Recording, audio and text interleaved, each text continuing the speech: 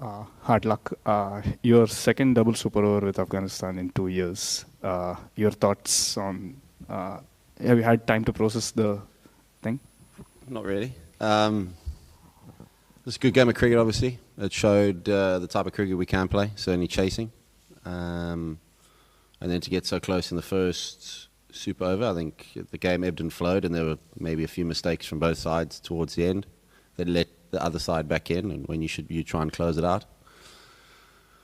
That was fairly obvious. And then again, is South Africa a good side? They again, if you know, but also we've got some good players as well. And you know, when the second super over and we're 0 for 1 off 2 balls and we still get close, you know, it just shows what we have as a side. So we've got some amazing players, and it's just really devastating for the guys after a tough loss a few days ago, and now against South Africa in a tough group as well. So, you know, these guys are never shy of rising up against the challenges, you know, that they face throughout their lives on and off the field.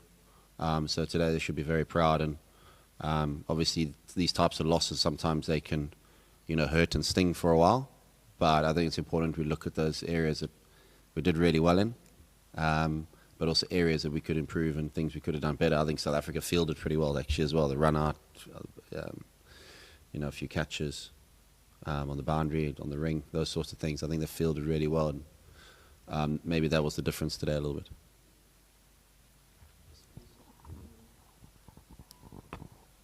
Hi, Trotty. Bad luck today. Can you just tell us a bit about your strategy in those 2 super overs, and, like, for example, why Mohamed Nabi came out to bat at the start of the second one, and just how did you plan your bowling? Well, we thought we saw that. So Nabi's a pretty good hitter of spin, just didn't get it right. I think, you know, we made the call. Gobas in good form. You know, it's one of those things. Yourself, I mean, you guys have obviously lost a second game now, and I know that you're done after this tournament. What's it been like for you, your time with Afghanistan, and also your reflections on everything you've achieved in however long it's been? I think that was a great snapshot of it.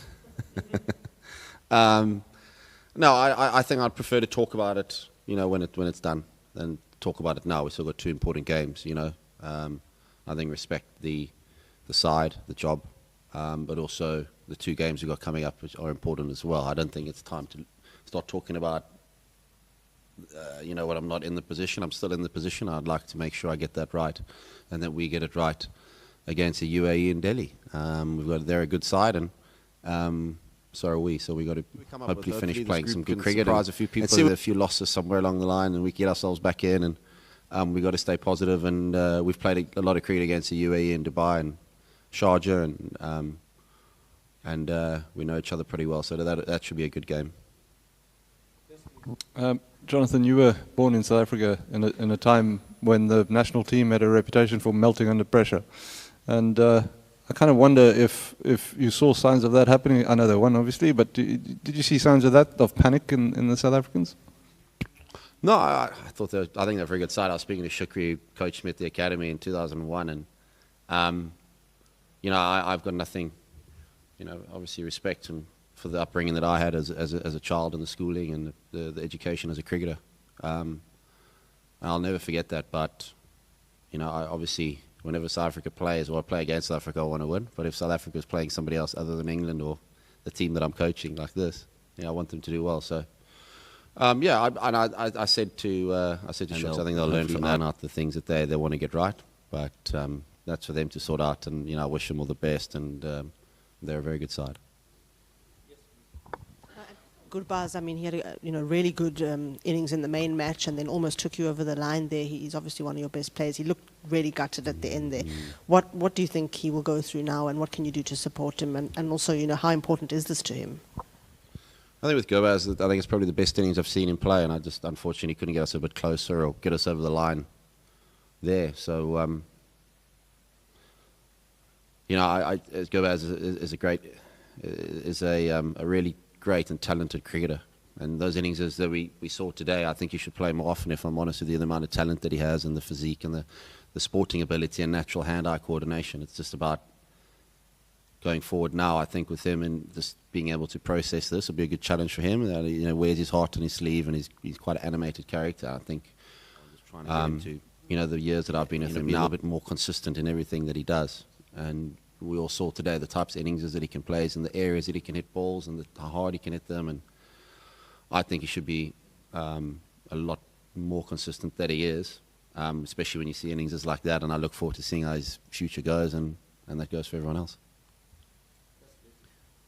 Yeah. There are a lot of ifs and buts in such games, but you went through a double super over against India 2 years back. Yeah. Are there any lessons to be drawn from such games going to these, or it's just too random for you to think of? No, anything like I think, you know, I've had a couple of super overs, and I think as a coach, you got to be very clear on what you do. Because what happens is, certainly when the game ends, there's a lot of emotions, like there was, you know, and then there's a lot of information. You got to be very clear, I think, and we were clear. We were clear. And sometimes they work out, sometimes they don't.